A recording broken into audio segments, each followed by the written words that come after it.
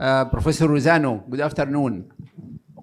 I'm sorry, I know that you are very busy and we are too late today. Sorry for the delay in the first session. We have the pleasure to welcome Professor Giuseppe Rosano. He's a professor of cardiology at St. George's University of London, and he's the president of the Heart Failure Association of the European Society of Cardiology. Professor Rosano is going to talk about a very important topic. Professor Rosano is going to talk about the Fantastic Four, which drugs to start with.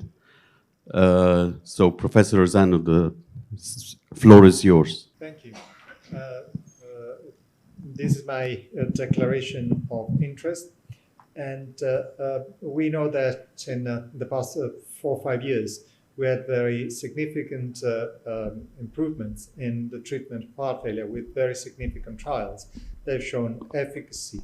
And these are specifically the SGLT2 inhibitors. And if we look at HFrEF and Emperor reduced, now we can seemingly there's a similar reduction of 25% in mortality and morbidity. But in reality, HFrEF, apart from the reduction of combined endpoint, was also effective in not only reducing hospitalizations for heart failure, but significantly reducing cardiovascular death and death from any cause. And this effect on the death from any cause was also mirrored by the effect on overall mortality that was reduced by 30% in DAPA-CKD. So the SGLT2 inhibitors, without any doubt, are central for treatment of our patients, and especially after the results of the soloist WHF that demonstrated that in patients who are hospitalized for heart failure, in the initiation of sotagliflozin, that is an SGLT2, SGLT1 inhibitor, is associated with a significant reduction in events. So for these reasons, the SGLT2 inhibitors have been included as class 1A in the list of the 4 foundation therapies that should be used in all patients with heart failure. So the ACE inhibitors, beta blockers, MRA, and dapagliflozin. And in those patients who are still symptomatic despite maximum dose of an ACE inhibitor and elevated NT-proBNP levels, then the sacubitril valsartan may be used. Now, we know that there's a clear indication to have in all patients with heart failure the 4 therapies that should be started, must be started at any encounter with patients with heart failure, being that at discharge, when it's seen by, they're seen by a nurse, or when they're seen in the outpatient clinic. The problem is that we have to switch our way of thinking, and rather than using the sequencing of guideline-directed medical therapy that may take from 6 to 12 months for a full implementation, we know that we can start all drugs together. One important point, it is very, very, very, very rare to see patients without that are completely naive. Because even if they come for the first time with heart failure, they're already taking a beta blocker and an ACE inhibitor for some reasons, being that ischemic heart disease, being that hypertension. So but we know that we can start the ACE inhibitors and beta blockers together. This comes from the CBIS-3. We also know that we can start the SGLT2 inhibitors without any problem because they don't affect blood pressure and heart rate.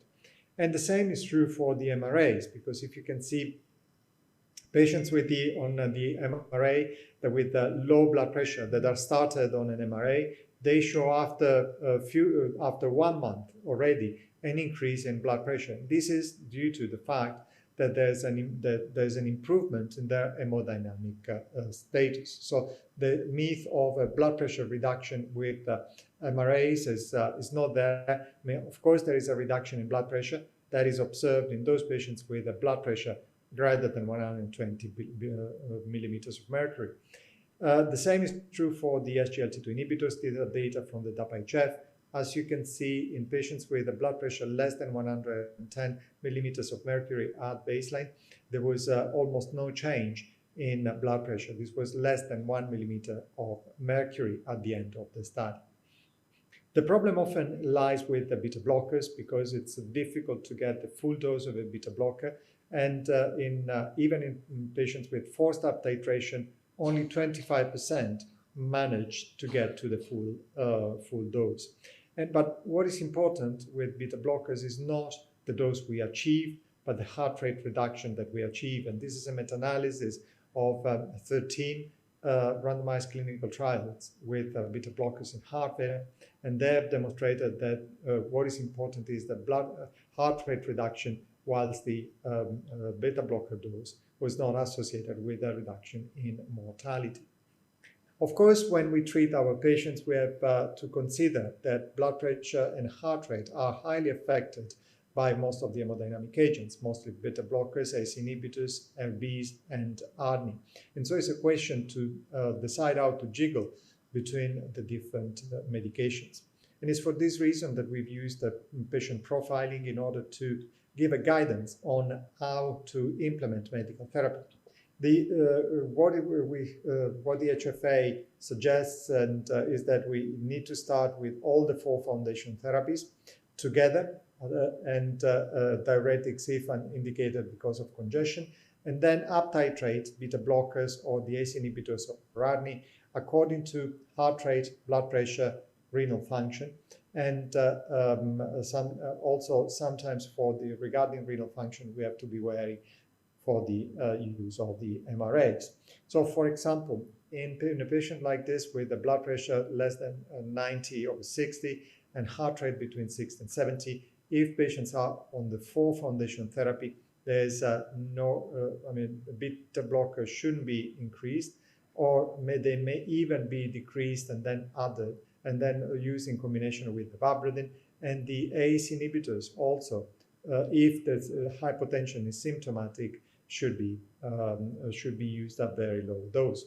In another patient that is similar, that is the one with low blood pressure and low heart rate, you can see that you need to reduce the dose of the beta blocker, maybe use it in combination with valproate again. Once you have fully implemented to the maximum tolerated dose for that individual, then it's important to use and add the class 2 recommended drugs. Of course, if that patient is in atrial fibrillation, there's class 1A for the anticoagulants. But if they have, for example, repeated hospitalizations, then vericiguat can be a good option. That is for the implementation of the 4 foundation therapies. So there's no question they should be started all together and then up-titrated according to patient profiles. Regarding HFrEF and PEF, we gave just a light recommendation when in the guidelines, the class 2B recommendation for HFrEF, no indication to any class for PEF, and that was last year. Then since last year, then a lot of things have changed.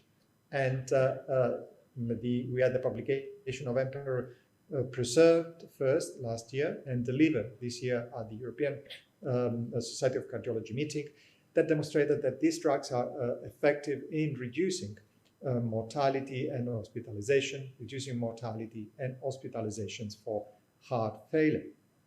So what we have to do in patients with PEF, of course, all patients should be started on either dapagliflozin and empagliflozin, and then we need to look at for the comorbidities and use for each comorbidity the medications have been proven to be effective and reduce mortality in those subgroups. So, for example, in patients with arterial hypertension, we know that indapamide reduces the occurrence of heart failure and the hospitalizations for heart failure as the MRAs or the ARNI.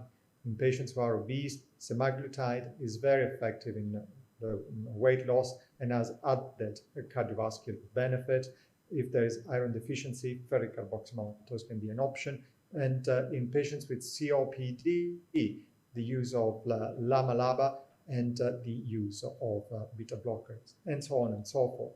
So in conclusion, the guidelines suggest a fast implementation of the 4 foundation therapies, and the up titration shouldn't be done according to the stepwise approach. They should be started together, simultaneously, at discharge or at any encounter with patients with heart failure, and the up titration should be based on the patient profiles rather than to the target dose. So that is for HFrEF. In a PEF, then the SGLT2 inhibitor should be started in all patients, and then the additional interventions should be considered according to age, sex, BMI, presence of type 2 diabetes mellitus, hypertension, COPD, and all the relevant comorbidities. Thank you very much for your attention. Thank you, Professor Rosano. Any questions? Thank you very much, Professor. And just a clinical question. Did you begin to use the ARNI in heart failure with preserved ejection fraction, or you are waiting for new recommendation and solid data? I think the only data that we have today is that the study was negative. So there's no clear indication for the use. And the only drugs that have a clear, demonstrated clear efficacy are the SGLT2 inhibitors.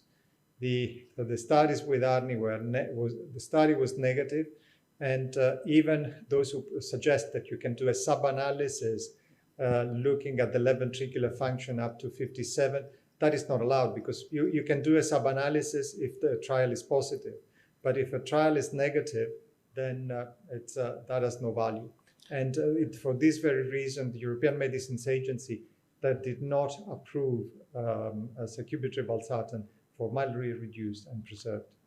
Okay, last question. Do you continue the ARNI after the ameliorated ejection fraction, say from 40 above 50? Will you continue for how long the ARNI medical treatment? So we've made it clear in the universal definition of heart failure. And we said that patients with heart failure with improved ejection fraction, that are those patients with left ventricular function less than 40, and then they have more than 10% increase, they should be treated as patients with HFrEF. So they should be continued on medications for REF indefinitely, and because they are actually patients who had REF and they've recovered. It's the same thing if you put a CRT in a patient with left bundle branch block and the left ventricular function goes to 50%, then you don't switch it off. Thank you. Any question? Any question? Okay. Thank you very much, Professor Rosano, for your excellent contribution and your great support to the Egyptian Society of Cardiology and for our annual meeting. Thank you very much. Thank you very much. I look forward to being in person there Thank next you. year. Yeah, thank you. Now I have the pleasure to introduce Professor Magdi Abdelhamid, the head of the conference. His talk on SGLT2I across the spectrum of heart failure. Good afternoon, everyone. Thank you very much, Mr. Chairman, dear colleagues. In a couple of minutes, I'm going to cover SGLT2 inhibitors across the spectrum of heart failure and different ejection fraction.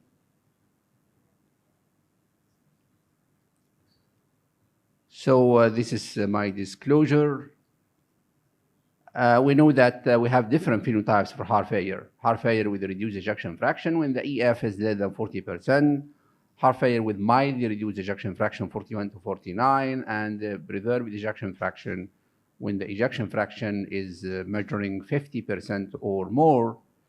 And as long as we are in the era of SGLT2 inhibitors for treatment of heart failure with reduced as well as heart failure with mildly reduced and preserved ejection fraction, we know the data of HFrEF and the IMPRO-reduced trial, and both trials randomized patients to receive either dapagliflozin in HFrEF or empagliflozin 10 milligram in the IMPRO-reduced trial.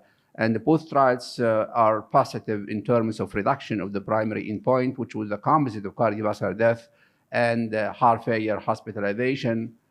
And this benefit of SGLT2 inhibitors were independent of type 2 diabetes. This is a meta-analysis of HFrEF and the IMPRO-reduced trial.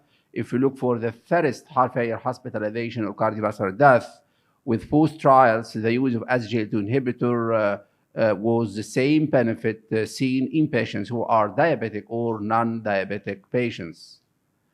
So the consistent benefit of the SGLT2 inhibitors have been seen across all pre-specified subgroups. I mean that there was no heterogeneity in the results of both trials. So the benefit was seen irrespective of the age, gender, race, NIHA class, previous hospitalization, baseline drug therapy, diabetic or non-diabetic, HFrEF relation, obesity, as well as baseline ejection fraction. Again, the meta-analysis in HFrEF patients regarding the components of primary endpoint regarding cardiovascular death or first heart failure hospitalization, the use of dapagliflozin in EGYHF and empagliflozin in Peru-reduced trial was in favor for SGLT2 inhibitors compared with placebo. And all heart failure hospitalization and the cardiovascular death, the first and recurrent heart failure hospitalization or cardiovascular death was in favor for SGLT2 inhibitors, and the number of events was more in patients who were given placebo compared with SGLT2 inhibitors. And we can say that now we have heart failure drugs which has a renoprotective effect. The use of SGLT2 inhibitors was associated with an improvement in renal function. We know the problem in heart failure patients, the progressive decline in the estimated GFR with time. So if you look for patients who are given DABA or IMPA compared with placebo, although you can see within the first 2 weeks initial drop in the estimated GFR, however, continuation of SGLT2 inhibitor was associated with less decline in estimated GFR compared with the control, and this is very important. And for any drugs, safety issue is important, and compare the placebo with versus both DABA or IMPA, there was no concern regarding the adverse events, serious adverse events, ketoacidosis, volume depletion, hypoglycemia, so the safety was proved. So in patients with HFrEF, both guidelines, either European 2021 or American 2022, recommended the use of SGLT2 inhibitors, DABA or IMPA, a class 1A drugs which reduce mortality as well as heart failure hospitalization. What about other phenotypes? Heart failure with mild reduced ejection fraction, heart failure with preserved ejection fraction.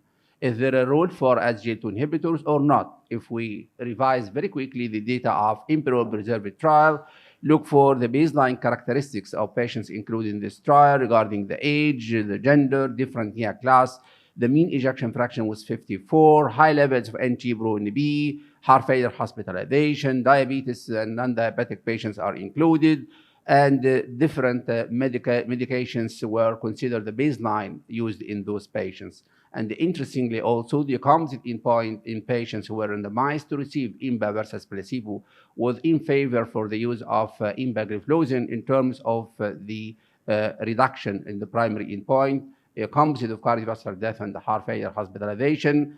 So you can see the number of events which was 13.8% with the use of IMPA compared with 17.1% with the use of placebo. So the safety issue also, there was no safety issue concerning hypotension, hypoglycemia, ketoacidosis in IMPEROR preserved trial. So unfortunately, the recommendations and the guideline recommendation, the European recommendation has been published before the results of IMPEROR preserved trials being published. So the recommendation for treatment patients with HFpEF as before, diuretics mainly to relieve congestion, ACE inhibitor, class 2B recommendation, angiotensin receptor blocker, which is considered class 2B, beta blocker, the same, MRA according to TopCat trial, spironolactone, class 2B, and as mentioned in the last session, the Paragon heart failure trial, which was a neutral trial. So the recommendation for sacubitril valsartan is considered a class 2B recommendation. So recently, and the last meeting EC in Barcelona, the results of the liver trial have been published, and this is a very interesting study which confirm also the role of SGLT2 inhibitors in patients with HFpEF. But here, the inclusion criteria a little bit different in compared with IMPEROR preserved because they included patients with ejection fraction more than 40%. In addition to 19% of patients were previously had heart failure with reduced ejection fraction, below 40%, and now improved, so the ejection fraction is more than 40%. In addition to other criteria, like structural heart disease, high level of natriuretic peptides, history of heart failure, hospitalization. So those patients, when randomized to receive dapagliflozin 10 milligram versus placebo, look for the primary endpoint of the liver study. The liver study proved that the use of dapagliflozin in patients with heart failure with an ejection fraction more than 40% was associated with a statistically significant reduction in the primary endpoint, cardiovascular death or worsening heart failure, and the number needed to treat was 32. If you look for the components of the primary endpoint in the whole population with ejection fraction less than 60%, you can appreciate the significant reduction in the primary endpoint, and look for patients who have an EF less than 60%. This was the statistically significant reduction in the primary endpoint. Again, the components of the primary endpoint, we can appreciate the worsening heart failure, and by worsening heart failure, we mean heart failure hospitalization or urgent heart failure visits, which need intensification of treatment, mainly diuretics, and the cardiovascular death was not statistically significant. So the primary endpoint was driven mainly by reduction in heart failure hospitalization. The interesting thing in the results of the liver study that the outcome was the same, either the patient has an EF less than 60% or ejection fraction more than 60%. And this is in comparison to other previous trials like Emperor Preserved and Paragon trial. The benefit of the drug was attenuated when the ejection fraction starts to be high, more than 60%. But in the liver study, if you look for the primary endpoint, worsening heart failure event, hospitalization for heart failure, cardiovascular death, the benefit was proved either the patient has an EF less than 60% or even ejection fraction more than 60%. The secondary endpoints, total heart failure events, cardiovascular death, was statistically significant with the use of DABA compared with placebo. So SGLT2 inhibitors provides benefit across the different ejection fractions. Previously, heart failure with reduced ejection fraction. Now, heart failure with mild reduced ejection fraction, and heart failure with preserved ejection fraction, even if the ejection fraction is more than 60%. So patient management and categorization of EF, the four pillars has been discussed in the previous presentation. The four pillars which should be used in addition to diuretics and appropriate evidence-based therapy. And for ejection fraction higher than normal, the new guidelines available with recommendation for patients with HFpEF, including SGLT2 inhibitor, which was published in the American guidelines to be considered a class 2A recommendation. And within a few months, there will be an update for the EC guidelines 2021 based on the available data of the liver and the Emperor Preserved to reconsider the recommendation of SGLT2 inhibitors in patients with HFpEF. So ladies and gentlemen, the take-home message, SGLT2 inhibitors are effective across the EF spectrum. Patients with heart failure, regardless of ejection fraction, are likely to benefit from treatment with SGLT2 inhibitor. SGLT2 inhibitors could be initiated in patients with a clinical diagnosis of heart failure and no contraindications while awaiting measurement of ejection fraction. Thank you for your attention. Thank you very much, Dr. Magid. It was elegant lectures as usual. I want to ask you, you will start empagliflozin in ischemic patient if he didn't develop before heart failure to avoid the ischemic cardiomyopathy and hospitalization? You know that we have different heart failure classes. Patients at high risk of heart failure, patients who have risk factors for heart failure but no structural heart disease and no symptoms of heart failure, stage A and stage B patients, structural heart disease and no heart failure, stage 3 patients with heart failure and advanced heart failure, stage D.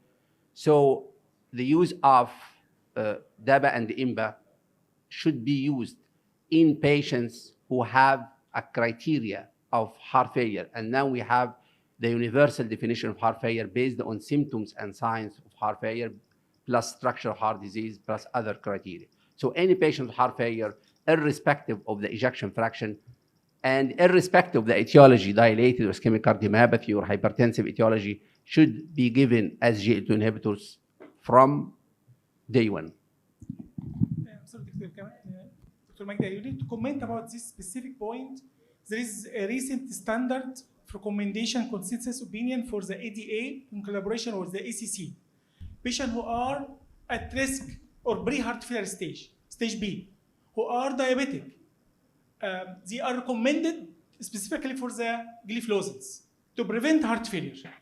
In this is not a new. We have the EMBARIG outcome trial previously, which included those type of patients, and the use of empagliflozin in EMBARIG trial was associated with significant reduction in heart failure hospitalization. What is new in this statement? They recommend annual or every 6 months routine use of NT-proBNP for screening or high safety cardiac troponin of NT-proBNP more than 125 or troponin more than 99 percentile upper elliptical value. This patient to be referred for cardio for assess my whatever echo X-ray and to early detection of preclinical heart failure, stage B. Okay, thank you, Dr. Ali. Thank you, Dr. Magdi, for this. عشان for the time بس لأن احنا we have a lot of Dr. Magdi, sessions. thank you for this valuable. Okay. Just one remark. It's not like question. Just wonder if in heart failure with preserved ejection fraction. Now we have the GLP-2 inhibitors, and earlier there was the paradigm in the reduced and the paragon in the preserved. Well, I just want you to comment on the paragon. How many studies have been addressing the heart failure with preserved ejection fraction? The paragon was only 2,000 with ejection with preserved and 2,000 on the control, taking valsartan as well. So is this an enough figure to exclude the RNA from the preserved ejection fraction? That's number one. Secondly, there have been positive data for women. I don't know the real cause for that. Thirdly, patients had good primary outcome in those with preserved ejection fraction in the Paragon study in the near range of the 40%, which is a gray zone of the ejection fraction. So there might be in the future, that's what I'm aiming to say, there might be in the future more room for using RNA in heart failure with preserved ejection fraction. Thank you.